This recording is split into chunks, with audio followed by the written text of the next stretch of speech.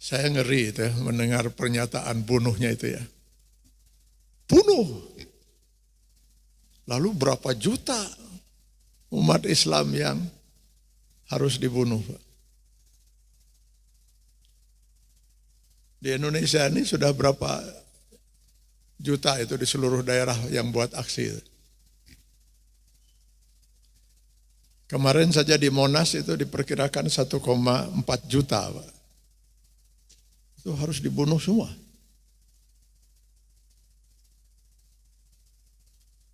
Dan yang termasuk ikut aksi itu Menteri Luar Negeri Pak, di Monas itu. Saya hadir, saya juga ikut berorasi pada waktu itu. Ada Menteri Luar Negeri, di sana hadir ada Menko PMK, ada Menteri Agama, ada Ketua DPR. Mereka ikut aksi ini. Ini murtad semua ini.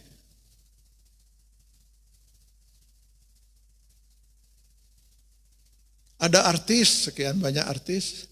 Ada 1,4 juta umat Islam. Ada para ulama. Hadir itu para ulama. Lalu berapa lagi juta di seluruh dunia Pak yang aksi itu. Nah termasuk yang non-muslim juga. Yang pada aksi di Eropa, di Amerika, di negara-negara lain. Itu halal semua darahnya menurut yang bersangkutan ini Pak. Ini saya perlu menyampaikan semua ini Pak, untuk meluruskan pernyataan-pernyataan yang menurut saya sangat luar biasa ngawurnya itu. Dan ini sudah menyebar di YouTube, sudah menyebar pernyataan-pernyataan ini ya. Walaupun kita dari satu sisi memahami Pak, konon, nah ini saya juga lihat di YouTube itu ya, di medsos itu. Konon sebagian mereka ini memang bazar-bazar rupiah Pak.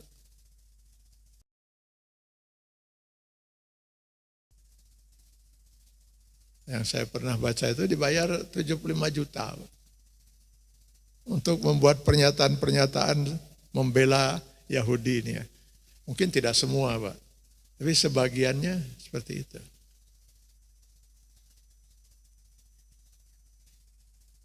Padahal kalau hanya terlalu murah ya, akidah dijual hanya untuk 75 juta rupiah.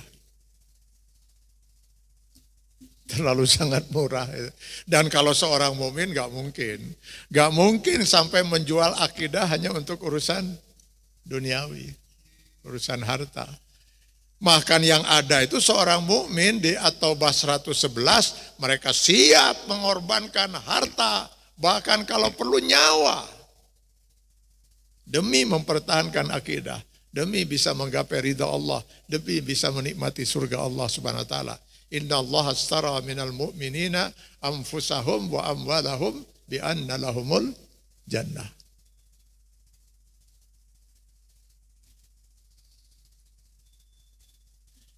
Ya, Bapak, Ibu-ibu dan saudara sekalian,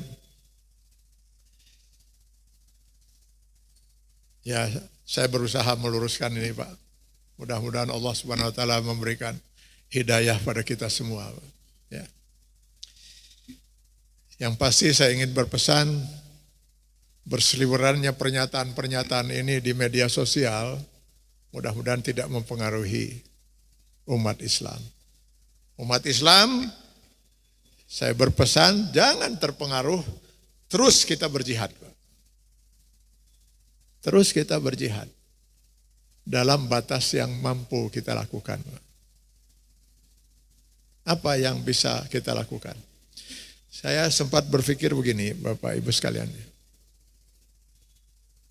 Di satu sisi tadi saya katakan luar biasa, kita prihatin, bahkan saya udah nggak kuat karena mungkin yang saya lihat ini saudara saya gitu ya, yang terzolimi itu ya. Ya Allah, rasanya benar-benar mendidih darah itu ya. Melihatnya itu, ya Allah. Tapi di lain sisi, saya kadang-kadang berpikir gitu ya, ya Allah, betapa bahagianya saudara-saudara saya di Palestina.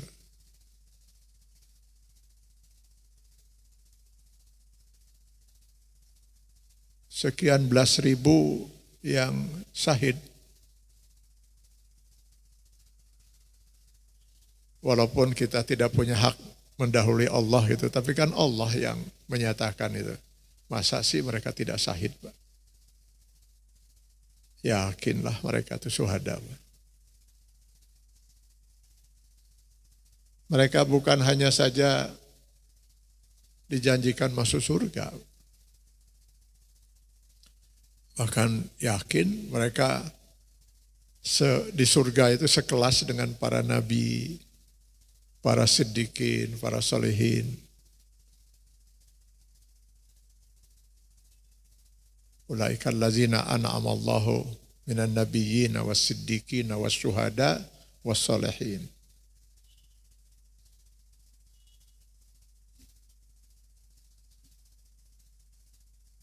Bagaimana dengan yang tidak syahid, Pak?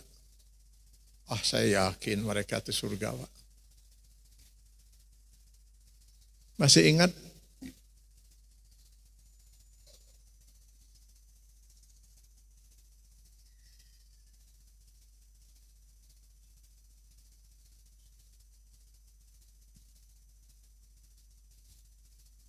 Tidak semua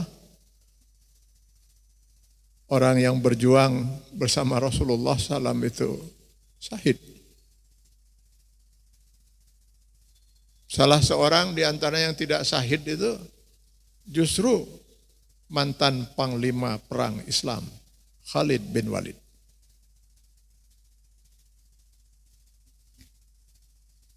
Saya baca riwayatnya ketika beliau menjelang sakratul maut. Beliau berbaring di atas tempat tidur dan menangis.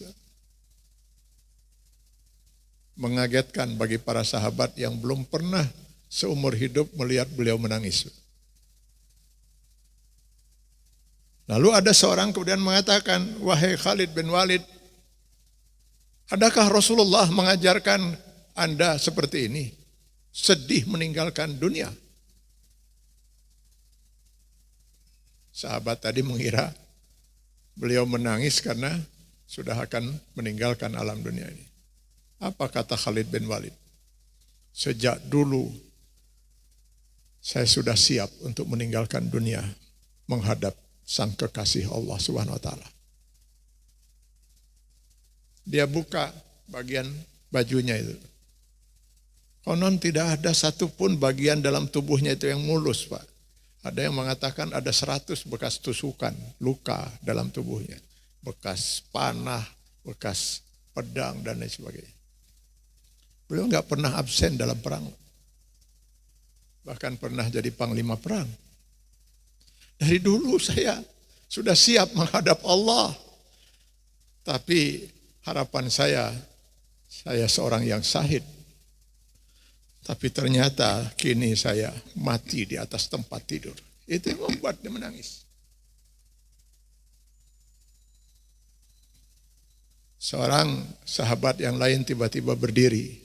Lalu dia mengatakan, wahai Khalid bin Walid, wallahi demi Allah. Dia sengaja bersumpah supaya Khalid betul-betul bisa yakin. Demi Allah, saya bersumpah, saya pernah mendengar dari mulut Rasulullah SAW sendiri yang menyatakan Khalid bin Walid tidak akan mati di medan perang. Dia akan mati di atas tempat tidur. Dan kata Rasulullah, Khalid bin Walid jauh lebih syahid dari semua orang yang syahid karena perjuangannya itu. Mendengar itu barulah Khalid bin Walid mengatakan alhamdulillah ya Allah. Dan beliau pun meninggal dunia dengan tenang. Jadi inilah kemahadilan Allah. Masa ada orang misalnya syahid, baru 5 menit dia ke medan perang, kebetulan ajalnya tiba, syahid dia. Sementara ada orang yang terus berjuang tapi belum sampai ajalnya. Sehingga dia tidak meninggal. Padahal sekian puluh peperangan dia ikuti. Allah Maha Adil. Saya membayangkan jangan-jangan saudara-saudara kita di Palestina itu ahli surga semua. Baik yang syahid maupun yang tidak. Penderitaan mereka selama 75 tahun dijajah, dizolimi, dianiaya. Kesabaran mereka, keteguhan mereka untuk tetap berada di jalan Allah. Luar biasa kalau menurut saya. Tinggal pertanyaannya mungkin bagaimana nasib kita.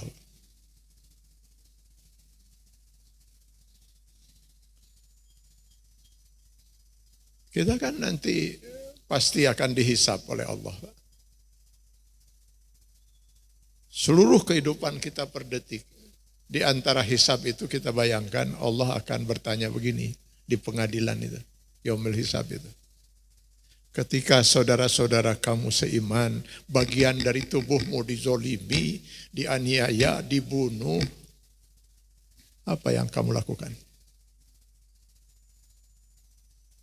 Terus kita mau jawab apa, Pak? Kita mau jawab apa? Ya Allah, waktu itu kami sangat prihatin. Terus, ya tidur Allah. Kira-kira kalau jawaban itu akan menyelamatkan kita atau tidak, Pak? Menurut saya paling tidak ada 4, Pak. Ada 4 yang bisa kita lakukan. Mudah-mudahan ini bisa menjadi jawaban kita di yaumil hisab dan menyelamatkan kita. Yang pertama, kalau nanti ada aksi lagi, aksi bela Palestina, dan Bapak, Ibu, Saudara memungkinkan untuk bisa ikutlah. Jika memungkinkan. Ini sangat luar biasa membantu semangat perjuangan saudara-saudara kita di sana, Pak. Aksi di Bandung itu alhamdulillah, Pak. Jadi berita internasional lewat Jazirah, Pak. Dan juga aksi di Monas. Alhamdulillah pada waktu itu Anies Baswedan salah seorang oratornya, sebagian dari orasinya memakai bahasa Inggris. Jadi tidak perlu lagi diterjemahkan di sana itu. Saya terharu melihat mereka menonton itu, Pak, di sana. Dipertontonkan ketika mereka sedang menonton aksi di Monas itu dan orasi Anies Baswedan itu. Mereka pun bertakbir, Allahu Akbar. Terima kasih Indonesia, terima kasih umat Islam Indonesia. Itu besar, Pak, besar Ibu pengaruh itu. Sangat besar untuk menambah bahwa mereka merasa mereka punya saudara, Pak. Bahwa bagian tubuh mereka merasakan penderitaan mereka. Itu yang pertama. Yang kedua, tolong jangan pernah berhenti, Pak, mendoakan saudara-saudara kita. Selipkan di antara doa-doa kita. Baik dalam sholat fardu, sholat sunnah. Bahkan di luar sholat, kita di jalan sedang macet, teringat, doakan, Pak. Yang ketiga, sisihkanlah sebagian dari harta kita. Jelas saudara-saudara kita menunggu bantuan kita. Dan ini akan panjang cerita ini. Kalau lihat kehancuran yang terjadi ini, mereka sudah gak punya rumah, gak punya sekolah, rumah sakit banyak yang sudah hancur. Kalau perang besok selesai misalnya, entah berapa belas tahun mereka atau puluhan tahun mereka untuk mengembalikan kondisi kehidupan mereka.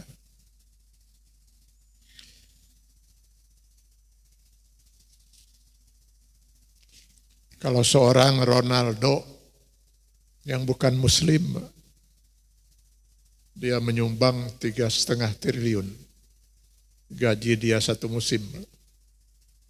Dan dia pesan kalau bisa ini untuk membangun sekolah-sekolah yang hancur itu. Menteri Pendidikan Gaza sudah menanggapi, Pak. Terima kasih, alhamdulillah. Tapi kelihatannya dia seperti minta kepada Ronaldo gitu. Agar dia diberi kebebasan untuk memanfaatkan bantuan itu, mana yang paling harus diutamakan. Kalau dibangun nanti sekolah misalnya selesai perang, oke, memang itu diperlukan. Tapi mana muridnya? Kata si Menteri Pendidikan ini. Sebagian besar muridnya sudah syahid, sudah meninggal. Dari sekian belas ribu yang dinyatakan sudah meninggal, sekian ribu belum ditemukan, yakin sudah meninggal itu Pak, berada di bawah rentuhan. Diduga antara 40-50% anak-anak kecil. Siapa lagi yang mau dididik Pak? Sementara yang sisanya sudah mengungsi.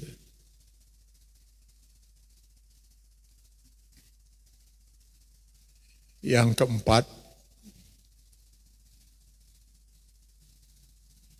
tanpa kita harus ikut berperang ke sana karena tidak mungkin, Pak. Kita nggak punya senjata, nggak punya apa, dan prosesnya pun nggak terbayang gitu ya. Kita bisa ikut memerangi Zionis. Caranya perangi ekonomi mereka, Pak. Caranya boikot produk mereka. Dan produk negara-negara yang selama ini membantu mereka, Pak. Saya yakin ini sangat efektif sekali untuk menghentikan kekejaman dan kebiadaban mereka. Baru beberapa hari saja ekonomi mereka sudah hancur, Pak. Dan sayangnya, Pak, yang melakukan boikot itu menurut berita yang saya baca di Australia, Pak, siaran Australia, berita di Australia, itu malah justru orang-orang di Eropa, di Amerika, yang bukan Muslim. Mereka bukan hanya memboikot produk saja. Pegawai-pegawai pelabuhan berhenti, mereka tidak mau mengirimkan kontainer-kontainer yang dialamatkan kepada Israel. Gak mau mereka.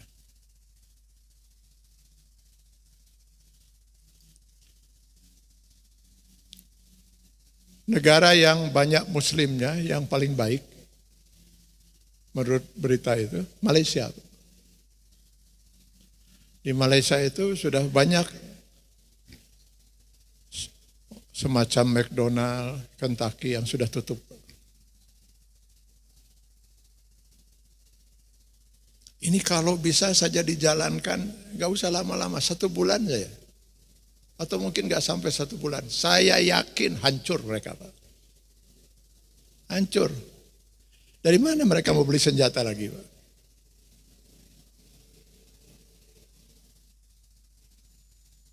Sayangnya justru Indonesia menurut berita itu yang paling menyedihkan itu. Kita lihat masih jalan. Pernah ada upaya memboikot, Pak, turun itu. Tapi begitu diskon, wah, mak nyerbu deui, Pak. Mak yang di sana, Pak, bukan yang di sini Mas Sarolehah.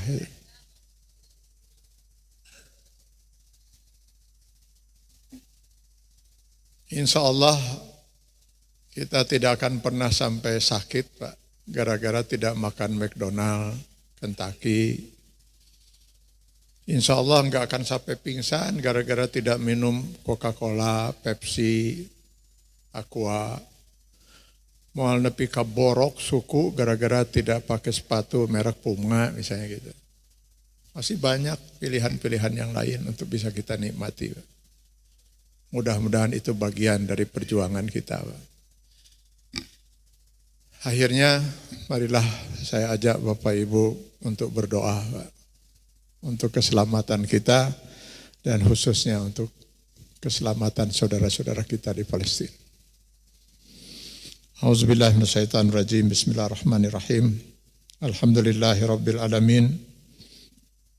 Wassalatu wassalamu ala asrafil anbiya'i wal mursalin wa ala alihi wa ashabihi ajmain.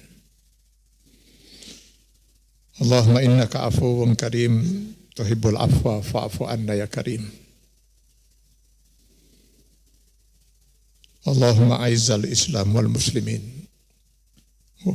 wa azlil asyirka wal musyrikin wa ahlikil kafarata wal musyrikin. Allahumma ansur ikhwanana al muslimin wal mujahidin fi Palestin minal yahudil ghasibin wa minas salibin al haqidin. Allahumma dammir Yahuda wa Israel wa farrik jam'ahum wa sattid samlahum wa da'if quwahum wa alki fi qulubihim ar-ru'ba minal muslimin. Allahumma inna alaika bihim fa innahum la yu'jizunaka ya zal jalali wal ikram. Allahumma ansur ikhwanana al-muslimina fi Palestin nasran aziza wansurhum nasran muajjala. Allahumma wahid sufufal muslimin wa sabbit aqdamihim wa anzilis sakinata fi qulubihim. Allahumma jma' qulubal muslimina fi kulli makan ya sami'ad du'a ya zal jalali wal ikram. Rabbana atina fid dunya hasanah wa fil akhirati hasanatan wa qina azaban nar wa adkhilnal jannata mal abrar. Ya Aziz, Ya Ghaffar, Ya Rabbal Alamin. Subhana rabbika rabbil izzati amma yasifun. Wa salamun alal mursalin. Walhamdulillahi rabbil alamin. Sekian, terima kasih. Semoga Allah memberkahi dan meridai kita semua. Billahi taufiq wal hidayah. Wassalamualaikum warahmatullahi wabarakatuh. Bapak-bapak dan ibu-ibu, mohon maaf saya enggak membuka ruang tanya jawab. Jam 3 maksimal saya masih ditunggu oleh dokter lewat itu sudah